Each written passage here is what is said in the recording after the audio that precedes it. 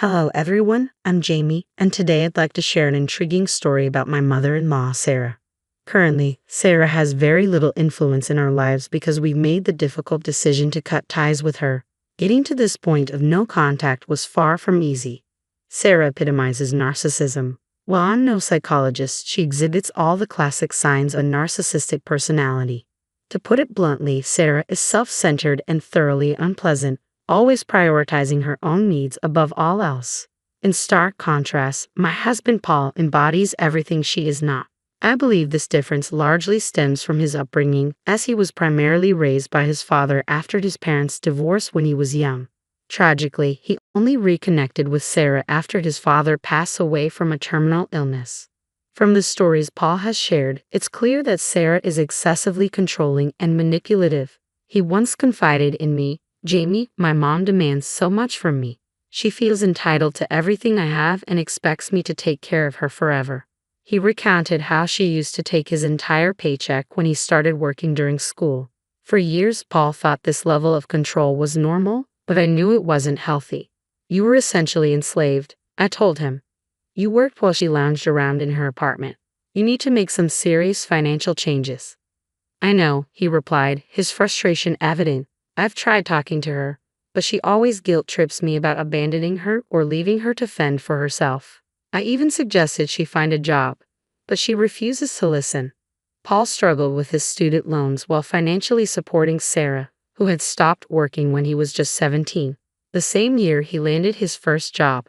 From that point on, he became the family's primary breadwinner, isolated from their extended family and completely under Sarah's strict control. He had no friends because she didn't allow it, and he could barely afford a phone. When Paul went to college, he was introduced to a whole new world despite Sarah's attempts to keep him from attending. It was there, away from her overwhelming influence and among diverse people, that he finally recognized how abnormal his upbringing had been. 3 years into our relationship, I felt compelled to confront him about it. "Paul, your mother has been emotionally abusive towards you. She's manipulated you for years and squandered the inheritance your father left you. Why do you continue to support her?" "What can I do, Jamie?" he replied, his voice heavy with resignation. "She's still my mom. After years of hearing that she deserves my money, it's hard to break free. I can't cut her off entirely. She's the only family I have left apart from you." "I understand that," I said gently, "but you need to reconsider your situation. You're drowning in debt. How much longer can you keep this up?" Paul didn't have an answer. He realized that continuing to support Sarah meant he'd never escape his financial burdens, which made me question our future together. I was acutely aware that Sarah could become a significant obstacle, potentially trying to stake a claim on everything we owned. She already resented our relationship, saying things like, "Don't think you can take my son and his money. I'm his mother and the only one who deserves his things. You're just a gold digger trying to steal him away." "You need to stop relying on Paul," I retorted. "He's an adult, and so are you. You're perfectly capable of taking care of yourself." "Shut up, girl. Don't tell me how to live my life. I won't lose my lifestyle to someone like you. Paul will always be under my control, and I'll make sure of it," she snapped back, her words piercing but failing to intimidate me. Unlike Paul, I had a strong backbone and a knack for subtle revenge, which empowered me to handle Sarah without letting her harm us too deeply, even if I often endured her insults. As time went on, I found Sarah increasingly bearable. Both Paul and I completed college. I began working at a studio while Paul secured a fantastic position as a graphic designer. Despite his challenging upbringing, he was a dedicated student who achieved significant success. However, Sarah continued to exploit his finances without remorse. When Paul and I got engaged, Sarah was furious. She accused him of marrying a gold digger and expressed her worries about her own welfare. "How can you even think of getting married now? You still need to take care of me. This would be a terrible financial decision." "Mom, I'm already taking care of you, and getting married won't change that," Paul reassured her, but Sarah remained unconvinced. "But your wife will take all your money. You'll have nothing left for me. She doesn't earn much, and her mother is no help either. They'll just become a burden to you." "Excuse me, but my mom and I can manage perfectly well on our own." "We don't need to rely on your son," I interjected calmly, though her accusations stung. I held back the urge to tell her that she was the real financial burden. I knew that would only spark a pointless argument. I preferred to maintain the peace. Sarah saw my silence as an opportunity to further insult me and my family. My family, valuing respect and dignity, chose not to retaliate against her barbs, opting not to stoop to the level of arguing with a narcissist. Despite Sarah's attempts to sabotage our wedding plans, Paul managed the situation well. Although it frustrated him, he couldn't bring himself to completely sever ties with her. After our wedding, we settled into our new home. The specifics of how we acquired the house aren't relevant right now, but when Sarah found out, she was livid. She called me seething. "So, you've already started messing with my son's money? Buying expensive houses without even discussing it with me?" "I have no idea what you're talking about, Sarah. Besides, how Paul and I manage our finances is none of your business," I replied, standing firm. I cut the conversation short, replying firmly. Sarah's resentment was palpable. "You think you can live in a big house while I'm stuck in this small rented apartment? Mark my words, Jamie, you won't enjoy my son's house alone." At the time, I brushed off her threats. She had a knack for making dramatic statements, and I had learned to ignore her, refusing to give her the reaction she craved. That was until one day when something alarming happened. While I was at work, my mom called, sounding puzzled and concerned. "Jamie, why is your stuff at my house? Did something happen with Paul?" "What are you talking about, Mom? Nothing is wrong between us." "How do you know it's my stuff?" "The moving guys told me your name," she explained. This unexpected turn of events hinted at Sarah's deeper meddling, a dark reminder that my strategy of ignoring her might no longer suffice. "Jamie, your boxes arrived here with your name and address on them. I've opened a few, and they're filled with your clothes. What's going on? Did the movers say who sent them?" My heart sank with a dreadful suspicion. "They mentioned someone named Sarah," she replied, her voice laced with concern. "I think you should come home right away and sort this out." Taking her advice, I left work in a hurry and rushed home. As I stepped into my bedroom, a shocking sight greeted me. My drawers and closet were empty, even my bath products were gone. I was stunned. Descending to the living room, I found Sarah sitting there with a smug expression on her face. "What the hell is going on, Sarah? Why did you touch my stuff and send it to my mom's house?" I demanded, struggling to keep my composure. Her response was chilling. "I'm here to set things right. From now on, only the homeowner and his mother will live in this house. A mother always has more rights than a wife. It's unfair for you to live here." "What are you talking about? You're out of your mind." I shot back, my anger rising. "Since the house belongs to my son, only he and I will stay here. You need to leave and go to a house that's in your name." "So, you're saying only the person who owns the house should stay here?" I clarified, trying to comprehend her twisted logic. "That's exactly right," she replied, a triumphant glint in her eye. "What I mean is, since I've already sent your stuff away, you can just leave. Don't worry, my son and I will be very happy here," she declared before turning and heading upstairs. I was furious at her audacity, unable to believe she was trying to throw me out of my own house. This house was in my name, and I was the rightful occupant. I couldn't let her force me out without taking action, so I made a strategic call. I immediately phoned Paul, urging him to come home as quickly as possible. He assured me he'd be there soon. When my mom arrived to check on the situation, we were both deeply unsettled, but I knew we needed to stand our ground against Sarah's outrageous attempt to usurp our home. When Sarah saw my mother, she was visibly flustered. "What the hell, Jamie? Why is your mother here? I told you that you and your family can't be here. I've already sent your stuff to your mother's place." "Then why is she here?" I replied with a smirk. "Well, you said that from now on, only the homeowner and the mother can stay here. So I called my mother and invited her over.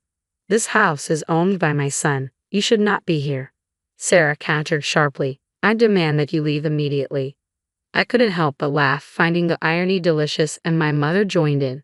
Though I was angry, the laughter provided a welcome relief, reminding me of what needed to be clarified next. Once we composed ourselves, I turned to Sarah with a calm demeanor. "Just for your information, my dear mother-in-law, this house belongs to me," I began, my tone even but firm. "Yes. This house is in my name. It was part of my inheritance from my grandfather, who passed away recently. You can't be telling the truth. I don't believe you. This house cannot be yours. I know my son got this house for you." Sarah sputtered, disbelief etched across her face. "Just wait till he comes home and shows you your place. I will not tolerate you keeping me away from the house. Sarah's confusion was met with a blunt correction from my mother. She's telling the truth, Sarah. You have some messed up logic about deserving your son's things. Even if the house is Jamie's, you shouldn't be so entitled. Jamie is Paul's wife and is equally entitled to his assets. I don't take advice from freeloaders, Sarah snapped at Rebecca. I suggest you keep your mouth shut. As for Paul, I will stay with him and ensure he divorces Jamie soon. Just a few minutes later, Paul walked through the front door, clearly bewildered by the sight of his mother standing in the middle of our living room.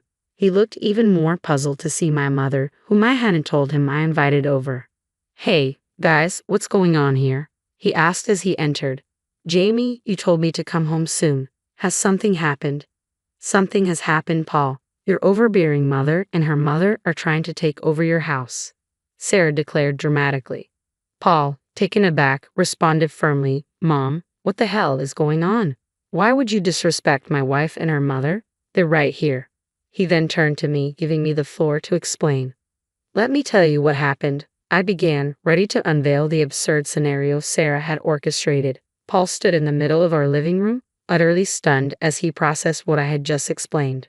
Oh my God, are you serious? Mom, did you pack up Jamie's belongings and send them to her mom's house?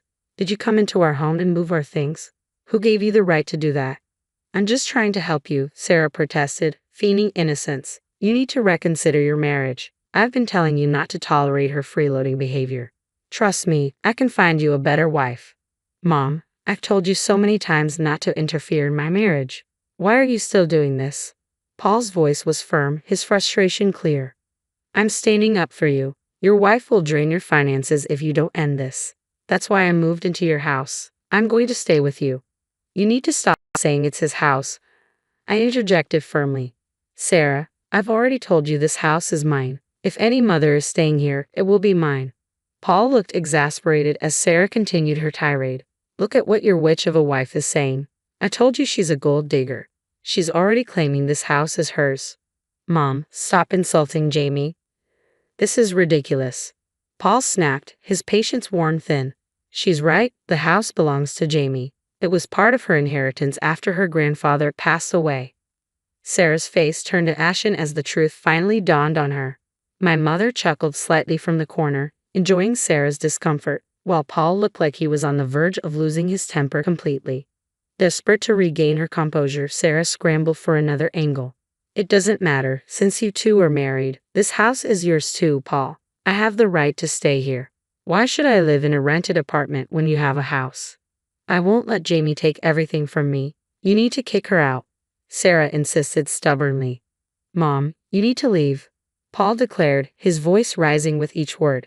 I've had enough of you meddling in my marriage. No matter how much you dislike Jamie, I am not leaving her. I've made that abundantly clear. You've gone too far with your antics. There's no way you're staying here. Your wife is blackmailing you with the house, Paul. You can't stay with her. Trust me, it'll be so much better if you divorce her. I can find you a new wife. Sarah tried to manipulate the situation further. The tension escalated, and chaos ensued. Paul began shouting at Sarah, his anger boiling over, while I joined in, equally furious at her outrageous behavior. It was clear that this confrontation was reaching a breaking point. Finally, fed up, I took decisive action and kicked Sarah out. She looked desperately at Paul for support, but he couldn't even meet her gaze. I stormed to the guest room, grabbed her suitcases, and threw them out the door alongside her. Sarah spent a solid hour weeping on our doorstep until I warned her I would call the police if she didn't leave. Eventually, she got up and left. Inside, Paul was overwhelmed with guilt and began to apologize profusely. My mother discreetly slipped into the kitchen to give us some privacy. Jamie, I'm so sorry. I should have cut ties with my mom a long time ago. All these years, she kept attacking you, and I still allowed her into our lives. I thought she might change and accept you as my wife. But it's clear now that she never will, he lamented. Paul, I understand she's your mom, and you felt a duty to take care of her. But her behavior has been unbearable. She tried to kick me out of my own home, I replied, my voice firm yet weary. I know, Jamie, and I can't believe she went that far. But don't worry, she won't get away with this. I'm going to stop supporting her financially. She doesn't deserve my kindness after what she's done. You won't have to deal with her again. Paul promised, his tone resolute. We spent a long time discussing our boundaries and expectations moving forward, reaching a solid understanding that brought me considerable relief. To lighten the mood, my mother stayed for lunch, and we ordered some delicious meals through DoorDash. Despite the morning's upheaval, the day turned out fairly well, aside from my belongings being displaced. It was, in a way, satisfying to finally show Sarah that her behavior was unacceptable. My mother had spoken to the moving company, ensuring everything would be taken care of moving forward. When we arrived at her place and explained the situation, they agreed to return my belongings, though it would take some time. In the meantime, Sarah didn't stop her attempts to stir up trouble. She bombarded Paul with calls and sent me a barrage of texts, accusing me of controlling him and forcing him to cut her off. I shared all her messages with Paul, who was livid and found himself in several heated exchanges with his mother over the following days. It felt like we were trapped in an endless cycle of chaos. That cycle finally broke when we decided it was time to take legal action. We reported Sarah to the police, pressing charges for trespassing, theft, and harassment. The police were taken aback by the extent of her actions and took our complaint seriously. While Sarah hadn't been violent, her behavior was anything but rational. After the incident, we informed Sarah about the police report and had our lawyers begin the process of obtaining a restraining order. However, this didn't deter her. She showed up at our house, furious and unapologetic. "How dare you file a police report against me? I'm your mother, and I deserve respect." "Paul, you can't do this to me," she screamed. "I'm done being quiet. What you did was a criminal offense. I don't care what the law says. I'm entitled to be in this house. You've even stopped paying me money. I have nowhere to go. You know I did my lease to live here. I demand you let me in and remove the police report." "That will never happen, Mom. Besides, you don't deserve my money after trying to destroy my marriage," Paul replied firmly. "Sarah, you need to stop shouting at our door. We decided that only the homeowner and her mother will stay here from now on. Since you are neither, you need to leave." My words pushed Sarah over the edge, causing her to have a breakdown right on our doorstep. Neighbors began peeking out of their homes, drawn by the commotion. At one point, a neighbor approached our front door to ask if he should call the police, but when Sarah lunged at him and shouted, he didn't hesitate to dial 911, letting them hear her outburst. My mother-in-law continued her tirade until the police arrived and arrested Sarah. This unfortunate spectacle provided us with the necessary evidence to secure a restraining order, especially since Sarah had also been harassing my mother. Then Paul suggested a surprising solution. "Jamie, I think we should let your mom stay with us for a while," he proposed. "Sarah knows her address and won't stop harassing her. She's becoming increasingly unhinged, and I'm worried she might escalate her behavior. It would be safest if Rebecca stayed here." "Are you sure about this, Paul? I don't want you to feel uncomfortable with her living here, and I don't think Mom would want to impose," I responded, concerned about how the dynamics might affect him. Paul assured me, "I feel bad for Rebecca, and it's the right thing to do. I don't mind at all. It's better for everyone's peace of mind if she stays with us for now." "I know Rebecca is a reasonable person, Jamie. I'd have no problem with her staying here. She's very respectful of our boundaries."